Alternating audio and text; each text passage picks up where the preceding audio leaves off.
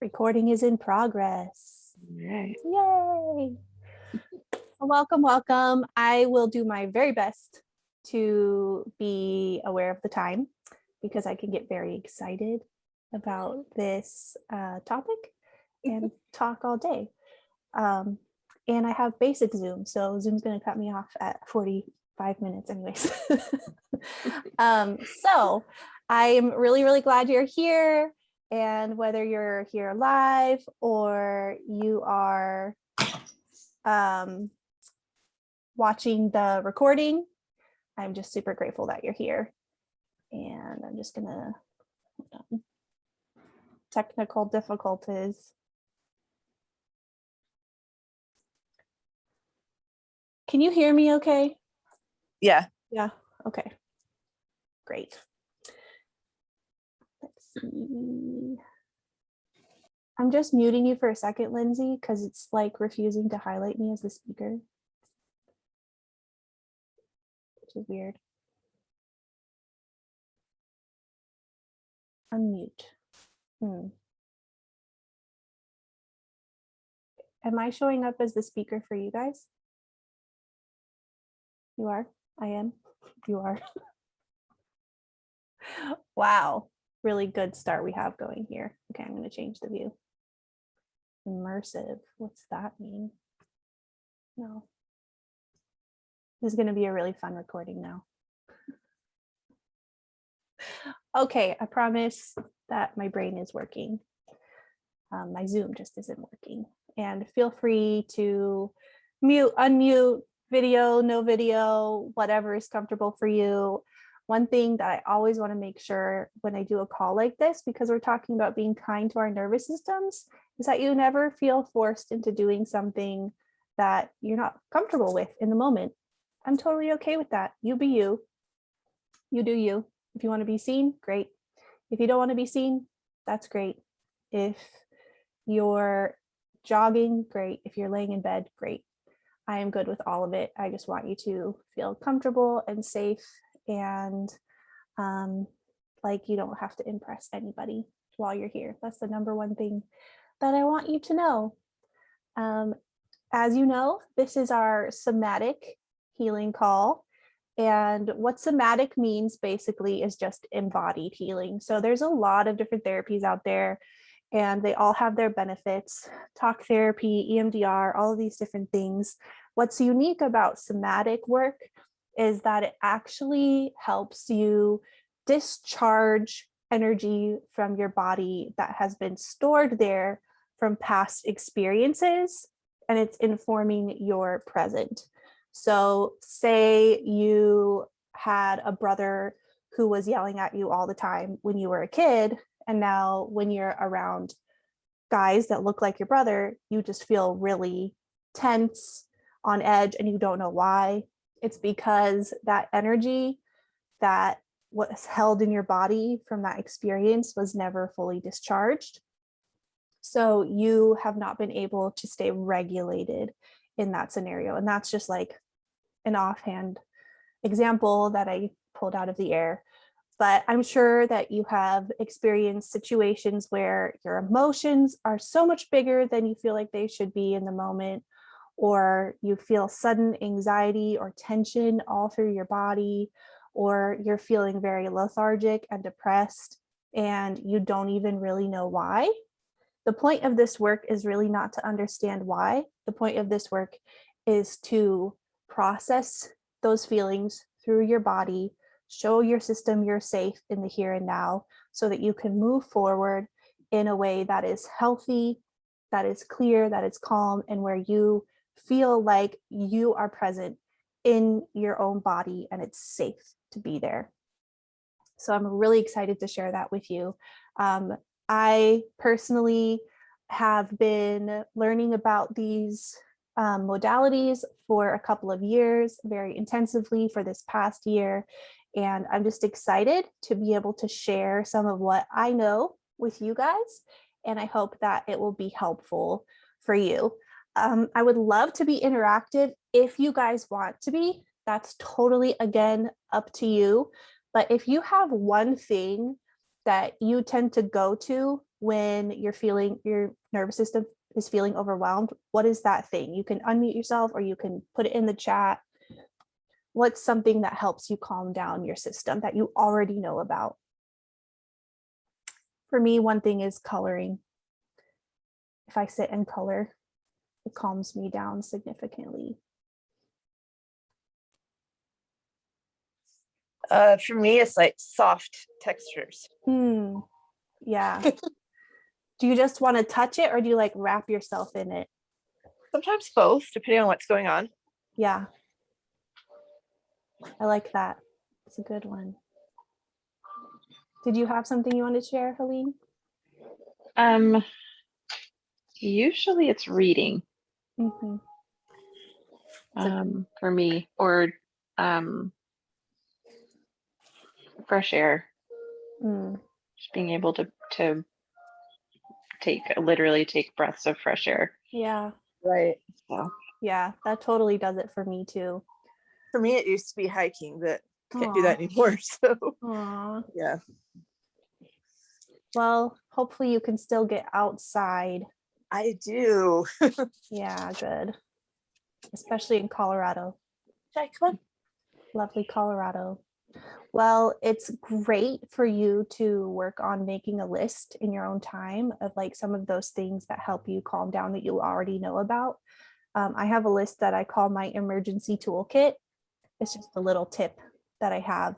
You can make your little emergency toolkit and be like, when you're feeling really dysregulated and overwhelmed, you can grab that sheet of paper with that list and be like, oh yeah, I like to do this. And it always helps me feel better. Because sometimes you're not in the state of mind to remember those things when you're feeling really overwhelmed. And that is just a little starter tip that I will talk about in more detail in another call. But today, I just wanted to give you a couple of orienting and grounding tools and talk about the autonomic nervous system. The autonomic nervous system is basically your felt experience. I don't know if you've heard of the vagus nerve. There's a nerve that runs from your brainstem down to your intestines, and something called polyvagal theory is what a lot of trauma-informed work has been based on, is based on that vagus nerve and how there's different offshoots from that vagus nerve, and how it affects how you feel in your body. So there's 3 distinct spaces on your autonomic nervous system, and we will go into detail about that in a minute, but that is fascinating. You're always somewhere on that vagus nerve polyvagal system. So you can, once you know what those different spaces are, you can learn to identify, I'm here and I can move towards regulation by doing XYZ. That's kind of the goal. So first though, I wanted to do something that I will do on every call that I do as I move forward, and that's called orienting to your space. It's pretty much just what it sounds like. It helps us come into the here and now and know that we're in this moment. You may notice that your system feels more regulated as you do it. Sometimes the first couple of times, your system might feel more dysregulated as you do it. That's okay. There's no right or wrong. You just want to notice what's going on inside your body. And what I'm going to do first is I'm actually going to show you guys my space, because whether you know it or not, your nervous system is scanning the environment right now and is like, who is this girl? Where is she? Are there other people in the room? And looking for signs of danger. That's basically what your autonomic nervous system is doing all the time. So I'm going to show you my space, show you that there's no one else here. I am in my daughter's bedroom, so it looks like a little girl's bedroom, but she's not here. So I have to actually unplug my light, so it's going to be a little dark because I'm going to pick up my computer and show you guys around. So here is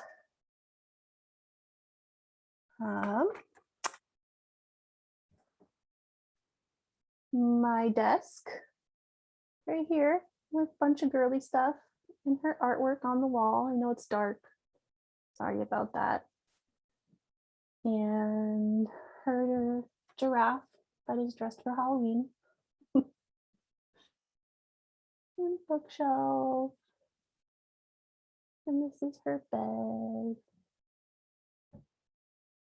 You can probably guess who cleaned her room. Her dresser, it's covered in stickers.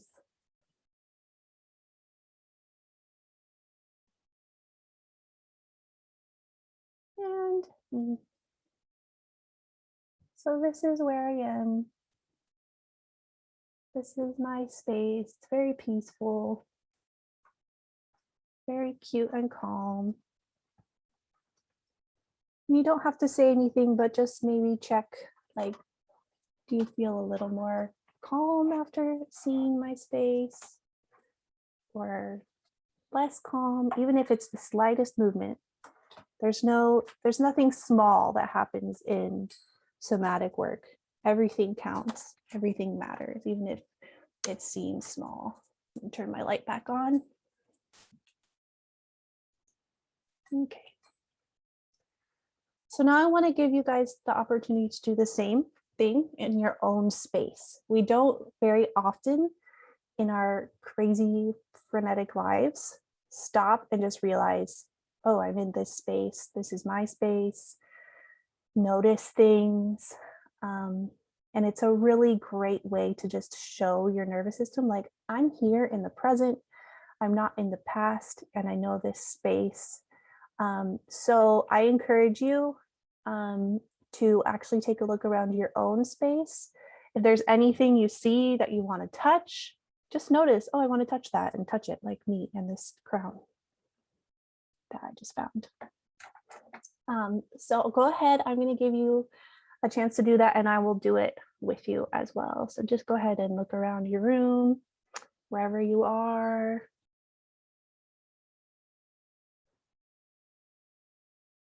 What is your nervous system drawn to? What do you notice?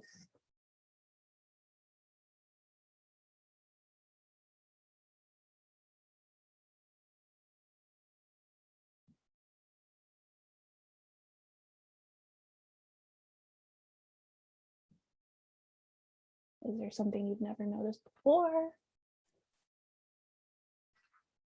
Take an opportunity to look behind you too, even if you're just looking at a wall.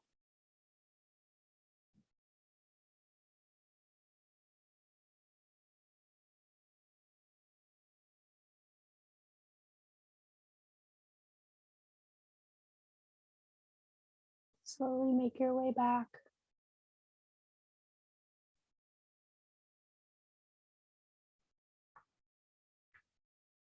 Take a deep breath.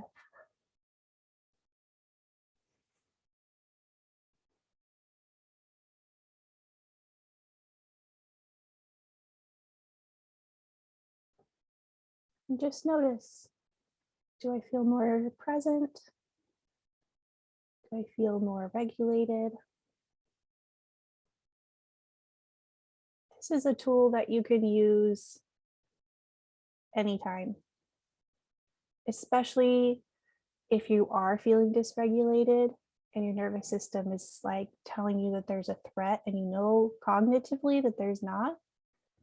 Taking that calm moment to look around your space and realize that you're okay, your space is okay, can be very, very helpful.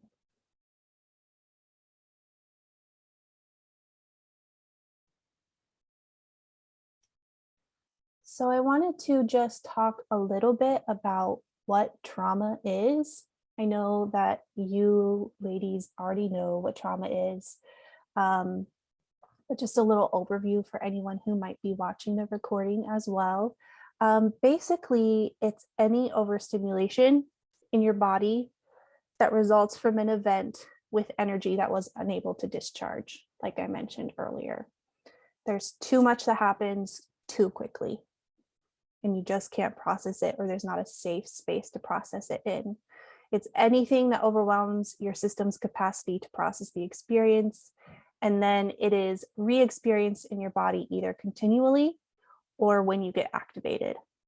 It feels like it's not in the past, it feels like it's in the here and now. I know that you guys can relate to that. And a lot of people will say, no, I don't have trauma, but honestly, trauma is just part of the human experience. And everyone has been through something, whether it's really significant or not. What we can do is train our nervous systems to regulate in the here and now. So that is what we are here for. Now, I mentioned a few minutes ago this autonomic nervous system ladder. So I'm going to share my screen and actually show you what that looks like. I'm going to try to share my screen.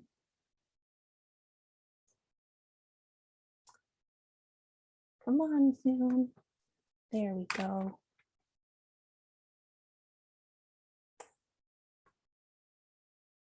Okay.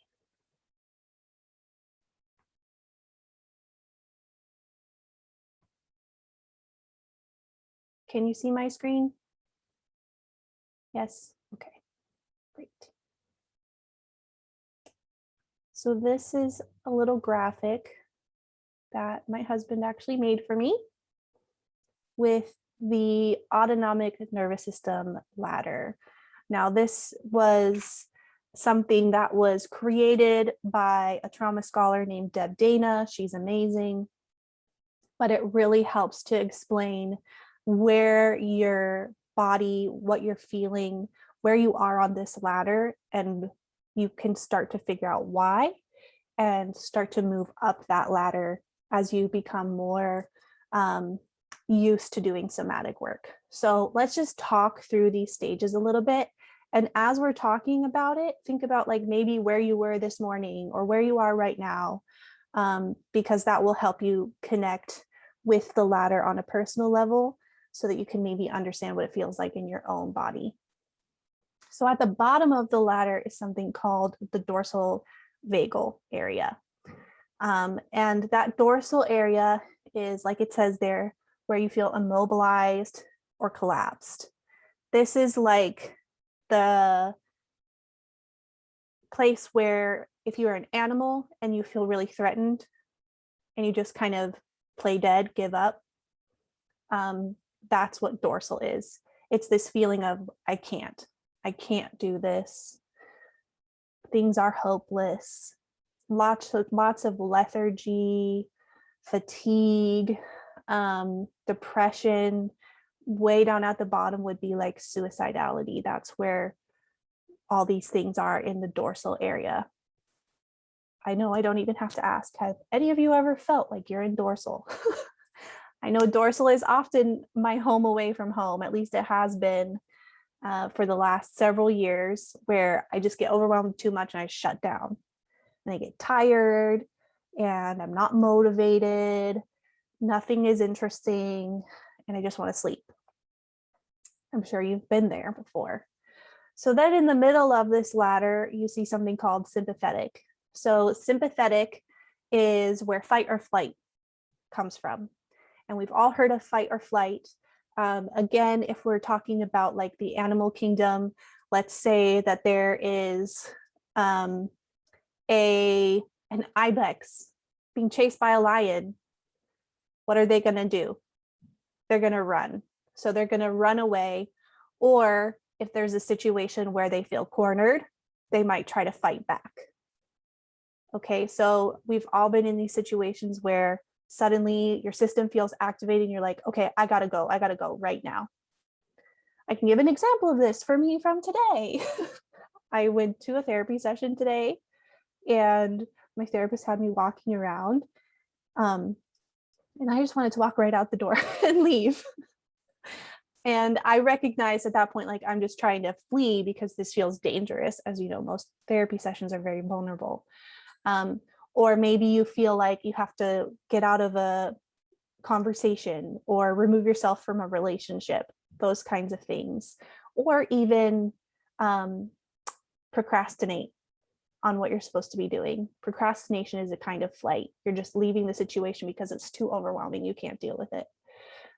Or fight would be, you know, really arguing back with your spouse or pushing through in an unhealthy way, those kinds of things are that sympathetic. So there's energy, there's agitation, and in between dorsal and sympathetic is that freeze area. So we've heard fight, flight, freeze. Freeze is like right in between dorsal and sympathetic. So your system is activated, but you can't do anything. You're frozen. So that's where that lands.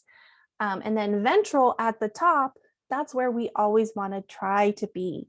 That's where we feel connected. That's where we feel safe, where we feel energized, where we have focus and clarity. And we feel like, okay, we're in control of our space and there's nothing out to get us. That's where we want to be. This is where our creativity comes from. This is where getting things done comes from. This is where safety and relationships comes from. So if you are always in sympathetic or dorsal, it's difficult to have even healthy relationships, which is something we'll get into on a later call. So like I said, you're always somewhere on this ladder and your goal is to make your way up. But if you don't know where you are on the ladder, then you don't know what to do or that you even need to go up and down. So that awareness, first of all, that, okay, right now in this moment, I'm somewhere on this ladder. I would encourage you to put an alarm on your phone for once or twice a day. It says, where are you on your ladder? I did that for several months and it's just like, oh, like I'm checking in. Oh my goodness, I'm definitely sympathetic. What can I do for myself in this moment? And last week I had one of my friends ask me, so how do you talk your way up the ladder? And I think that's really the key here, is that you can't. You cannot talk your way up the ladder. You have to feel your way up the ladder. You have to actually treat your nervous system with kindness in a way that will help you get up the ladder closer to ventral. And if you can't get all the way to ventral, that does not mean you're failing. Every little step matters. So even if you can just go up one rung at a time, that is a win.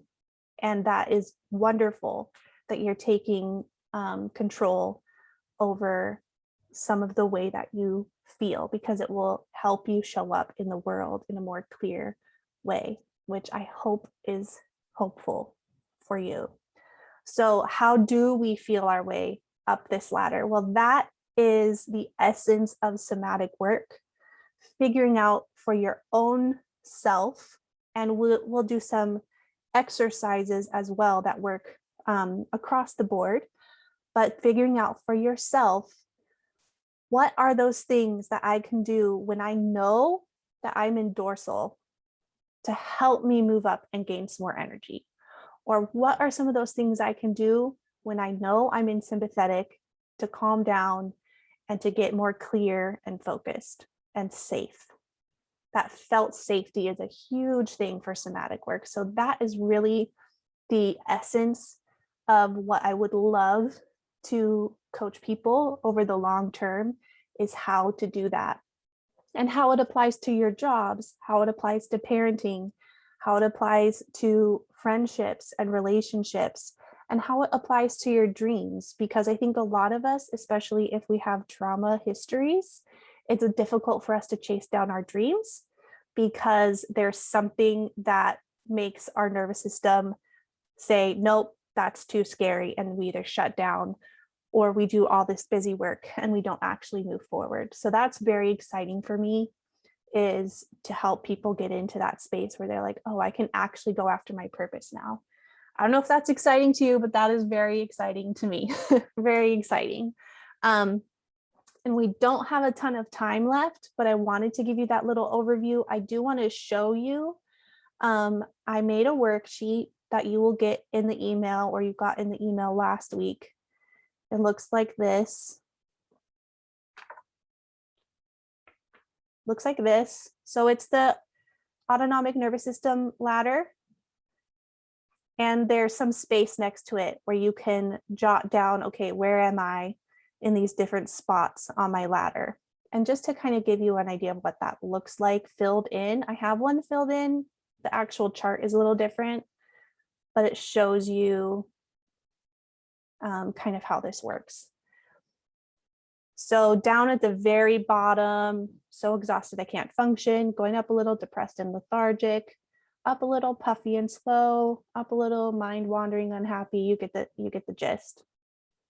And then all the way to the top where it feels like I can handle anything. So think about that for you. It doesn't have to look like mine. It is what it is for you. Everyone is unique. But just think about when I was at my lowest of low, like what did that actually feel like? And what are the different spaces in between? Because you can go reference your ladder later when you're trying to find that adjective for like, what am I feeling right now? Like, oh, I'm distractible and goofy. It's in my sympathetic area. I guess I'm in sympathetic. I need to do something to help myself get up to ventral. Does that make sense? Okay, awesome. And I'm going to stop sharing screen. I wanted to give you another quick tool that I love that you can use anytime, anywhere, on your own, with other people, sitting in a coffee shop or laying in bed, whatever you're doing, you can use this tool because it's just something you have to think about. You don't have to say anything or actually move your body or anything like that. You can move your body if you want, but you don't have to. So I would love to do this with you guys before we leave the call. And there's a fun little worksheet that you get to print off or whatever, put on your computer screen that you can actually hang up somewhere to remind you how this goes. So what this exercise is called is actually containment exercise. And it's exactly what it looks like, what it sounds like. It's getting whatever nervous energy or dysregulation or agitation you have and putting it in a container. So we're going to do that together. And if you are feeling very ventral right now, awesome. Think of a scenario recently where you weren't. Or if you're feeling somewhat sympathetic or dorsal right now, think of that activation and how that energy feels, and we'll go with that. So the first thing you're going to do is just notice what is that activation feeling like in you. What is it? Just think about that. What's triggering you, or what triggered you earlier today, or whatever it is you're thinking about for this practice. So then visualize a container of some kind. You can close your eyes if you want or keep them open. It's totally up to you. But visualize a container of some kind, box, barrel, whatever comes up to you first. There's no wrong answer. Then take that activation that's in your body and think about, what does that look like? Does it look like an animal? Does it look like water? Does it look like a tornado? What color is it? Is it heavy? Is it light? Is it abrasive? What does it look like? And then in your mind, grab that activation, whatever it feels like, and put it all into that container that you chose. Put it all into the container. Every little last piece of it.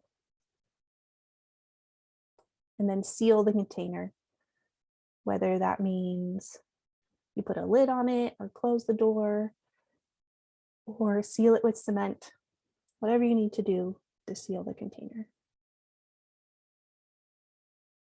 How does your system feel about having all that activation inside of a container? Think about that.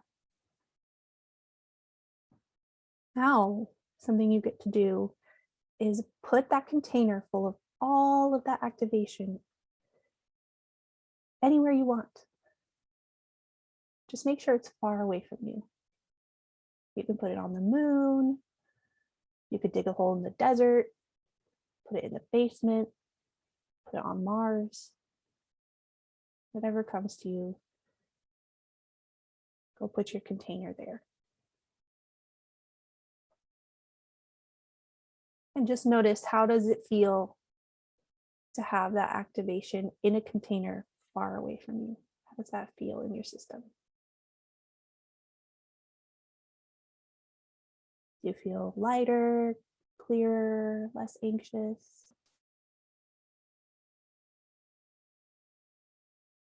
Okay. So the last thing that you're going to do is picture a thread or a tether, a small tether that stretches from you to that container. Just one small tether. And that tether grabs just a small piece of the activation out of the box, plucks it out, and brings it back to you. So you just have a tiny, like marble-sized piece of that activation in your hand. Are you able to tolerate that? How uncomfortable is it? Can you deal with that one little piece and kind of melt it into your reality right now without getting dysregulated?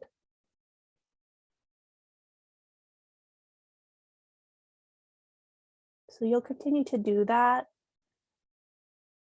as long as it's tolerable. As soon as it feels like too much, you're just going to stop and leave the rest of it in the container, on the moon, or wherever it is, and just give yourself a chance to breathe. You can separate yourself from that activation and say, I don't have to deal with that right now.